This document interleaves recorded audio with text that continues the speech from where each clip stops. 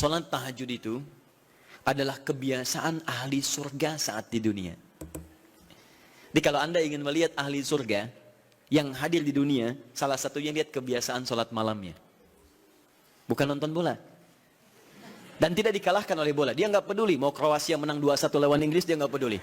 Ya, mau Prancis menang 1-0 lawan Belgia, dia nggak peduli. Pokoknya terserah. Yang penting juaranya Prancis misalnya, gitu kan? Tidak. Dia nggak peduli. Mau siapapun nggak ada masalah. Dan tidak dikalahkan. Jadi kalau Anda ingin melihat kebiasaan ahli surga saat di dunia, lihat kebiasaan malamnya. Kalau dia bangun dan mengalahkan semua kebiasaan malam ahli dunia, maka itulah ahli surga. Salah satu kebiasaannya. Ya, kalau nanti turunan dari tahajud yang muncul, nanti saya terangkan. Yang berhasil tahajud, ciri-cirinya begini. Jadi jangan dilihat setiap yang malam sholat, itu disebut ahli tahajud. Belum tentu, ada ciri-cirinya. Tapi ciri yang pertama, yang melekat kuat, kelihatan nampak, pertama adalah ciri ahli surga, dia memiliki kecenderungan untuk sering bangun malam. Dalilnya Quran surah ke-51, ayat 15, sampai dengan ayat ke-17-nya. Innal muttaqina fi jannatin wa uyun.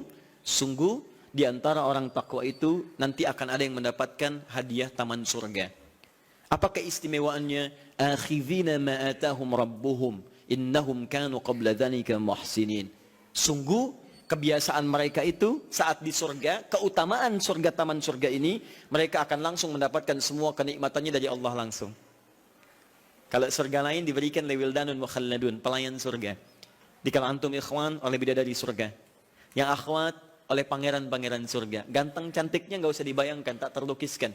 Ada hurun in, ada seperti mutiara, ada seperti berlian. Oh, indah sekali. Dan kata Nabi, mala ainan ra'at wala udhun sami'at wala khatara ala qalbi bashar. Ya, nggak pernah dilihat di bumi.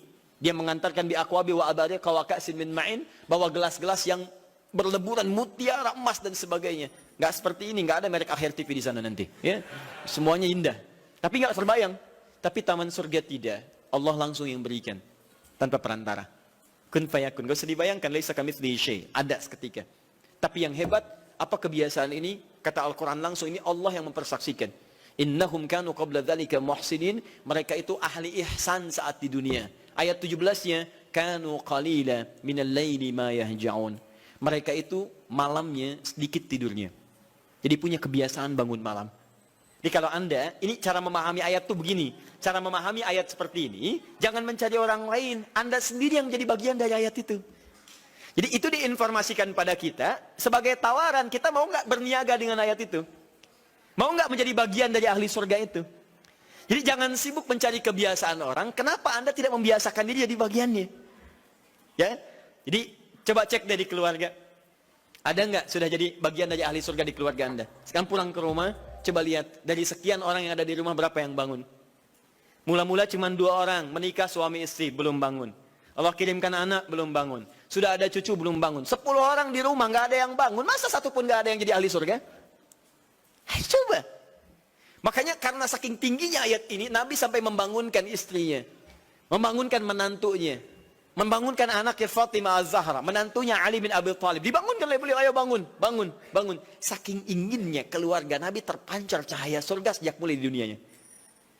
Teman-teman pulang ke rumah ya, coba lihat tuh. Anak-anak yang di pesantren kalau pulang dan sebagainya, malam bangun gak dia? Coba biasakan, bangun, bangun, bangun. Dan Anda akan rasakan hal yang sangat berbeda. 2.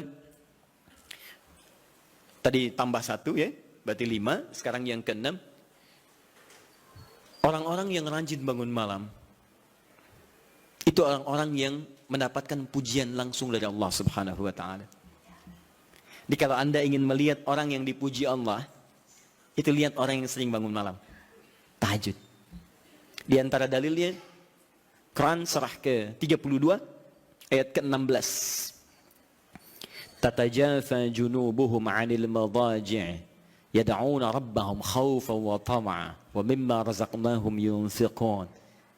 Setelah kita sujud itu ayat sajudah, Allah terangkan. Itu indah sekali kaitannya. Nih, di antara orang sujud ini ada yang lebih hebat lagi. Kalau Anda salat subuh baca misalnya ayat sajadah, sujud. Allah terangkan. Di antara sifat orang yang rajin sujud ini adalah orang-orang yang rajin tahajud. Tatajafa junubuhum 'anil madaji'. Mereka sering menghindari tempat tidur di malam harinya. Maksudnya apa? Rajin tahajudnya. Ada orang-orang yang dipuji oleh Allah Subhanahu wa taala karena kebiasaan malamnya dia menghindarkan diri dari tempat tidur. Maksudnya bukan nggak tidur. Rajin bangun malamnya. Rajin bangun malam. Bapak Ibu kurang apa lagi ya?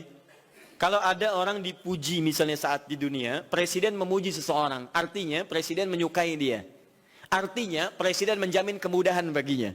Kalau ada orang yang dipuji Allah, artinya Allah mencintai dia dan menjamin kemudahan dalam kehidupannya. Maka dekati orang-orang seperti ini. Saya sarankan kalau antum punya teman, ikhwan sekalian, sedang mabit misalnya atau tugas dinas keluar. Tiba-tiba tengah malam di hotel dia bangun sholat, itu teman terbaik Anda. Saya katakan pada Anda, tandai orang ini dan dekati dia saat di kantor. Bangun ukhuwah dengannya, persahabatan dengannya. Maka ketika Anda mendekati orang-orang yang dipuji oleh Allah, maka Anda pun akan kedapatan bagian dari pujiannya. Karena mustahil orang yang dijaga oleh Allah mengajak Anda pada maksiat. Itu mustahil. Mustahil. Sama teman-teman yang masih di kampus, kalau malam-malam misalnya di asrama atau pulang tiba-tiba ada orang-orang yang kelihatan sholat malam, dekati orang ini. Jadilah bagian dari sahabatnya.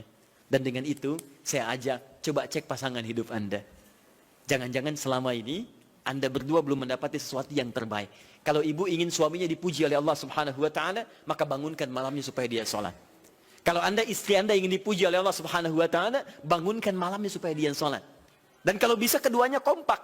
Pernah kan saya sampaikan di pertemuan lalu, Nabi menyampaikan, lihat rahimallahu ra'an atau rajulan. Allah merahmati seorang lelaki. Kemudian yang bangun di pertengahan malam dia sholat. Lantas membangunkan istrinya dan mencipratkan air di wajah istrinya supaya dia bangun menunaikan sholat malam. Seperti Allah merahmati seorang istri yang bangun di malam hari untuk sholat. Kemudian dia mencipratkan air di wajah suaminya supaya bangun untuk sholat. Saking tingginya mendapatkan pujian Allah. Sampai kata Nabi SAW, ayo bangunkan istrimu sekalipun kau cipratkan air di wajahnya. Tapi mohon izin Bu ya, maksud hadis itu kalau sudah ada komitmen dan rencana bangun di malam harinya. Ingat ya? Bukan ibu ngaji sekarang suami nggak hadir. Terus dengar itu, terus gak punya rencana. Aduh saya pengen suami dipuji Allah. Masya Allah, malam-malam segayung Pak.